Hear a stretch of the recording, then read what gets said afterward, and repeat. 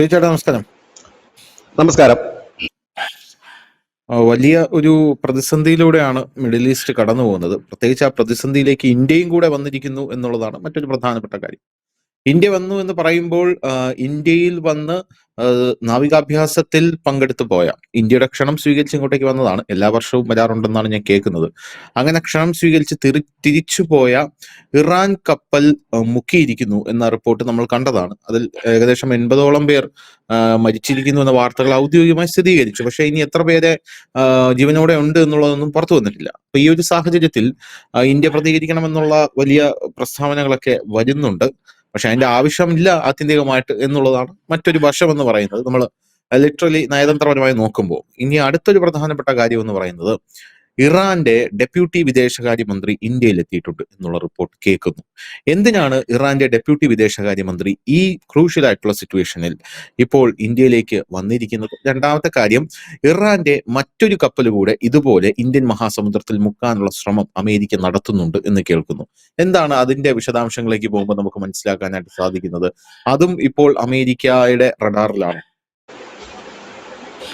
IRGS Deira എന്ന് പറയുന്ന കപ്പൽ കഴിഞ്ഞ ദിവസം അമേരിക്ക മുഖ്യതിരി 87 സൈനികർ കൊല്ലപ്പെട്ടു, 32 പേരെ രക്ഷപ്പെടുത്തി. 32 പേര് ഇപ്പോൾ ശ്രീലങ്കൻ സൈനിക ആശുപത്രിയിൽ അവർ ട്രീറ്റ്മെന്റിലുമാണ്. ഇപ്പോൾ ഈ നമ്മുടെ രാജ്യത്ത് നടന്ന നാവിക അഭ്യാസത്തിനായിട്ട് എത്തിയ അടുത്ത കപ്പൽ ശ്രീലങ്കൻ തീരത്തിന് അടുത്തെത്തിയിരിക്കുന്നു. അവരിപ്പോൾ ശ്രീലങ്കയോട് ഒരു അഭയം ചോദിച്ചിരിക്കുകയാണ്. ഞങ്ങൾക്ക് നിങ്ങളുടെ ഈ അതിർത്തി കടന്ന് വരാൻ ഒരു അനുമതി തരണമെന്നുള്ളത്. നമ്മൾ ഈ വാർത്ത എടുക്കുന്ന ഈ സമയത്ത്, നമ്മൾ ഈ ചെയറിൽ ഇരുന്ന് സംസാരിക്കുന്ന സമയത്ത് ശ്രീലങ്ക ഇതുവരെ അനുമതി കൊടുത്തിട്ടില്ല എന്നൊരു വാർത്ത കൂടി പുറത്തു വരുന്നു. അത് ഒരു പക്ഷേ വീണ്ടും മടങ്ങി ഇന്ത്യയുടെ സമുദ്രാതിർത്തിക്കുള്ളിലേക്ക് കയറാനുള്ള സാധ്യതകളും നിലനിൽക്കുന്നു. ഇന്ത്യയെ സംബന്ധിച്ച് ഇവിടെ നോക്കിയാൽ അവർക്ക് അനുമതി കൊടുക്കാതിരിക്കാൻ കഴിയില്ല. കാരണം ഈ സൈനിക അഭ്യാസത്തിന് വന്നതാണ്. സ്വാഭാവികമായി അവരുടെ അനുമതി ചോദിച്ചു കഴിഞ്ഞാൽ തിരിച്ചു കൊടുത്തേ പറ്റൂ. ഇവിടെ ഒരു കാര്യം കൂടെ പ്രസക്തമാണ്. ഇന്നലെ ഈ കപ്പല് മുക്കിയതുമായി ബന്ധപ്പെട്ട് ഉയർന്നു വന്ന മറ്റൊരു കാര്യം ഈ ഇറാനിയൻ ഷിപ്പ് ഗുജറാത്ത് വഴിയായിരുന്നു പോയിരുന്നെങ്കിൽ ഇത് സംഭവിക്കില്ലായിരുന്നു എന്നാണ് പറയുന്നത്. അതായത് ശ്രീലങ്കയുടെ തെക്കൻ തീരം ചുറ്റി ഇത് പോയത് കൊണ്ട് അത് സംഭവിച്ചു എന്ന് ചില വിദഗ്ധർ പറയുന്നു. അത് നമുക്കതിനകത്തെ കുറിച്ച് അറിയില്ല ഇതിനകത്ത്, പക്ഷെ ചില വിദഗ്ധർ പറയുന്നു. അങ്ങനെയെങ്കിൽ ഇത് ഇനി ഈ കപ്പൽ പുതിയ കപ്പലുമാണ് അവരുടെ. ഇനിയിപ്പോൾ ഇതെന്താണ് എന്നുള്ളത് ഒരു ചോദ്യചിഹ്നമായി നിൽക്കും. ഈ സാഹചര്യത്തിലാണ് ഇറാന്റെ ഡെപ്യൂട്ടി വിദേശകാര്യമന്ത്രി ഇന്ത്യയിൽ എത്തിയിരിക്കുന്നത്. അദ്ദേഹം എന്തിനാണ് എത്തിയത് എന്നുള്ള കാര്യം ഇതുവരെ വിവരങ്ങൾ പുറത്തു വന്നിട്ടില്ല. ശ്രീ ഖമേനിയുടെ അനുശോചന ഒരു മീറ്റിംഗ് ഇന്ന് ഇറാൻ എംബസിയിൽ നടക്കുകയുണ്ടായി. ആ ചടങ്ങിൽ അദ്ദേഹം പങ്കെടുത്തു. അപ്പോൾ ഇറാന്റെ ഇന്ത്യയിലുള്ള അംബാസഡർ പറഞ്ഞത്, ഞങ്ങൾ ആരുമായി ചർച്ച ചെയ്യുന്നില്ല, ആർക്കും ഒരു സന്ദേശം ഞങ്ങൾക്ക് നൽകാനുമില്ല എന്നാണ്. ആർക്കും ഒരു സന്ദേശം നൽകാനില്ലെന്ന് പറഞ്ഞാൽ ഇന്ത്യക്കുമില്ല എന്നുള്ളതാണ്. ഇവിടെ ഒരുപക്ഷെ ഈ കപ്പലുമായി ബന്ധപ്പെട്ട എന്തെങ്കിലും വിഷയത്തിനാണോ ഈ ഡെപ്യൂട്ടി സഹമന്ത്രി വന്നിരിക്കുന്നത് എന്നുള്ള ഒരു ചോദ്യവും ഉയരുന്നുണ്ട്. കാരണം നിലവിൽ ഈ ഫോൺ വിളി അല്ലെങ്കിൽ അങ്ങനെയുള്ള കാര്യങ്ങളൊന്നും ഇത്തരം അവസരങ്ങളിൽ ചെയ്യാറില്ല. ഇല്ലെങ്കിൽ പിന്നെ ഇന്ത്യയെ കൂടെ മുഖവിലേക്ക് എടുക്കാതെ ഇറാൻ ഒരു കടുത്ത ആക്രമണത്തിലേക്ക് പോകാൻ ഇറാന് മാത്രമല്ല മറ്റു രാജ്യങ്ങൾക്കും കഴിയില്ല. കാരണം ഈ ചുറ്റുമുള്ളവരുടെ ഒരു കാരണം ഇപ്പോൾ നിലവിൽ പാകിസ്ഥാൻ ഇറാന് മുന്നറിയിപ്പ് കൊടുത്തു കഴിഞ്ഞിരിക്കുന്നു, ഈ സൗദി അറേബ്യ ഇനി ആക്രമിച്ചാൽ ഞങ്ങൾ നിങ്ങളെ ആക്രമിക്കുമെന്ന്. അങ്ങനെ നിൽക്കുന്ന ഒരു അവസ്ഥ, അതായത് ഇറാന്റെ ചുറ്റും ശത്രുക്കൾ നിറഞ്ഞു നിൽക്കുന്ന അവസ്ഥ. അത് നമ്മൾ ഇന്നലെ കൊടുത്ത ഒരു വാർത്തയായിരുന്നു. ഇന്ന് രാവിലെ 10 മണിക്ക് ന്യൂസ് നമ്പറിന്റെ ബ്രേക്കിംഗ് അതായിരുന്നു. അപ്പോ അങ്ങനെ നിൽക്കുന്ന ഈ സാഹചര്യത്തിൽ അവരുടെ ചുറ്റും പ്രശ്നങ്ങളാണ്. ഇപ്പോൾ പുറത്തു വരുന്ന വാർത്ത ഇറാൻ അസർബൈജാനെ ആക്രമിച്ചിരിക്കുന്നു, അവർക്ക് നേരെ ആക്രമണം അഴിച്ചുവിട്ടിരിക്കുന്നു. ഇങ്ങനെയൊക്കെ നിൽക്കുന്ന ഒരു സാഹചര്യം. തുർക്കിക്ക് എതിരെ ഡ്രോണുകൾ ആക്രമിച്ചു. അങ്ങനെ തുർക്കി, പാകിസ്ഥാൻ, അസർബൈജാൻ ഇതൊക്കെ ഇസ്ലാമിക രാജ്യങ്ങളിൽ തന്നെ ഏറ്റവും കടുത്ത ഇസ്ലാമിക രാജ്യങ്ങളാണ്. നമ്മൾ ഒന്നിച്ചു നിൽക്കണമെന്ന് എപ്പോഴും പറയുന്ന ഒരു രാജ്യമാണ്. അവർ തന്നെ ഇറാനെതിരെ തിരിയുന്ന ഒരു സാഹചര്യം കൂടെ വരുമ്പോൾ സ്വാഭാവികമായി ഇനി എന്ത് എന്നൊരു ചോദ്യം ഇറാന്റെ മുമ്പിൽ ഉണ്ട്. ഒരുപക്ഷെ ആയുധബലം വെച്ചും കുറച്ചുനാളൂടെ ചിലപ്പോൾ കുറച്ച് ദിവസങ്ങൾ കൂടിയൊക്കെ പിടിച്ചു നിൽക്കുമായിരിക്കാം. അതാണ് കഴിഞ്ഞ ദിവസം ഇസ്രായേൽ പറഞ്ഞത്, ഇനി ഒരു 4 ദിവസം കൂടെ ഇറാൻ ഈ അവസ്ഥയിൽ മുമ്പോട്ട് പോകൂ എന്ന് പറയാനുള്ള കാരണം ഇതാണ്. ഈ ഒരു സാഹചര്യത്തിലാണ് ഇപ്പോൾ ഒരു അടുത്ത കപ്പലും ലക്ഷ്യമാക്കുന്നത്. ഇവിടെ ഈ കപ്പലിന് ഇന്ത്യ അഭയം കൊടുക്കേണ്ട ഒരു സാഹചര്യം വരുമോ ഇല്ലയോ, അതോ ശ്രീലങ്ക ഈ കപ്പലെന്ന് പറയുമ്പോൾ നമ്മുടെ ബസ്സും കാറും ഒന്നും പോയി അതിർത്തി കിടന്നിട്ട് പാസ് എടുക്കുന്ന പോലെ അല്ലല്ലോ ഈ സാധനം. ഇതിന് ഒരുപാട് സിസ്റ്റമാറ്റിക് ആയിട്ടാണ് ഇത് പോയ വഴി കൂടെ തിരിച്ചു വരേണ്ടത്. ദിവസങ്ങൾ തന്നെ ചിലപ്പോൾ എടുത്തു എന്ന് വരാം.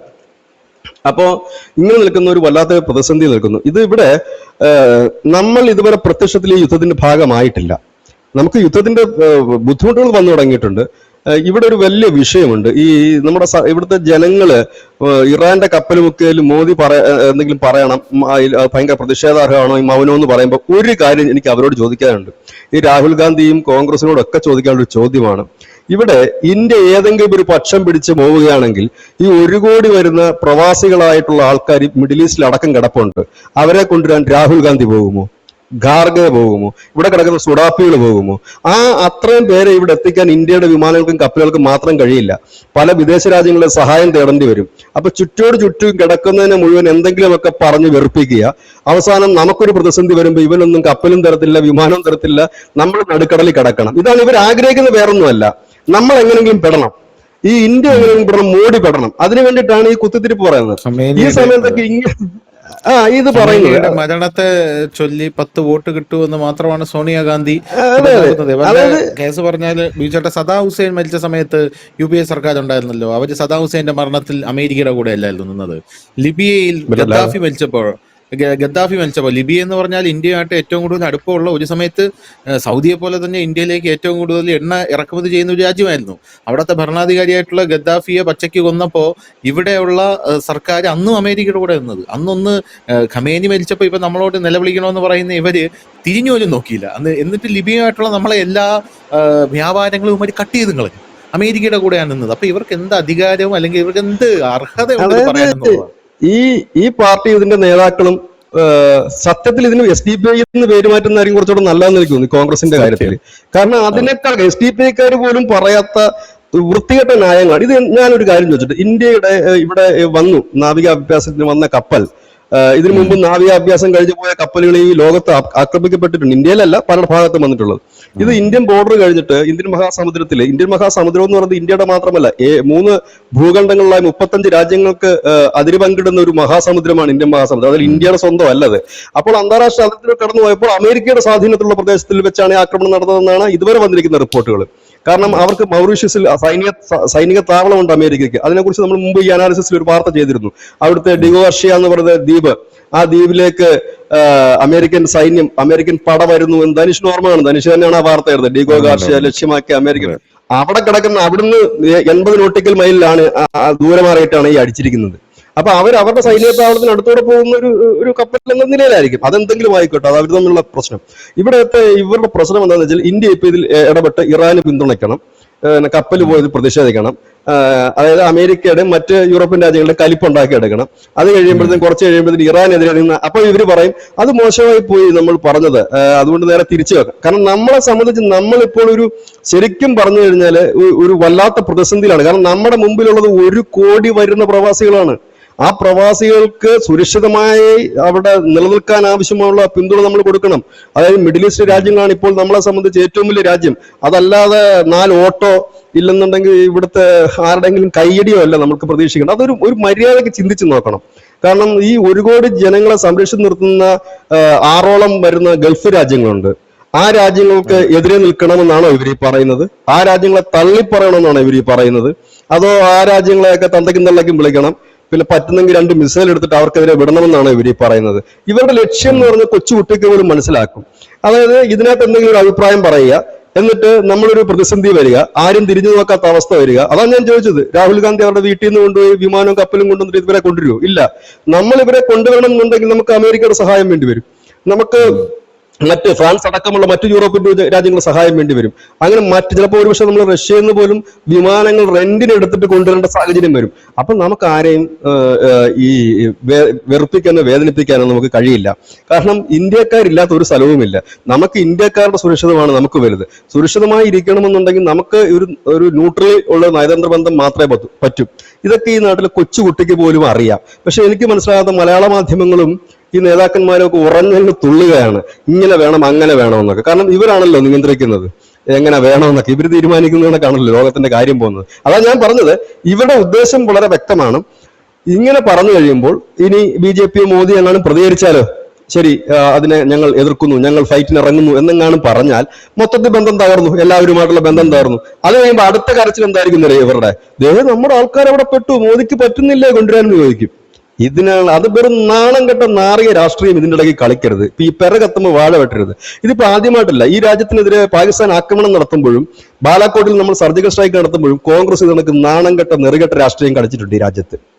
തെളിവ് എവിടെയെന്ന് ഇന്ത്യയിലുള്ള കോൺഗ്രസ് നേതാക്കളാണ് ചോദിച്ചത്. പാകിസ്ഥാൻ പോലും തെളിവുകൾ BBSA വിളിച്ച് ഇരുത്തിയിട്ട് ലൈവായിട്ട് കാണിച്ചു കൊടുത്തോണ്ടിരിക്കുമ്പോഴാണ് ഇവരിത് ചോദിക്കുന്നത് എന്നുള്ളതാണ് വളരെ കോമഡി ആയിട്ടുള്ളത്. ചുമ്മാ അതിൽ ഇവന്മാരെ കാൻഗ്രസ് എന്ന് വിളിക്കുന്നത്. കോൺഗ്രസ് എന്നല്ല നോർത്ത് ഇന്ത്യ വിളിക്കുന്നത്, കാൻഗ്രസ് എന്നാണ്.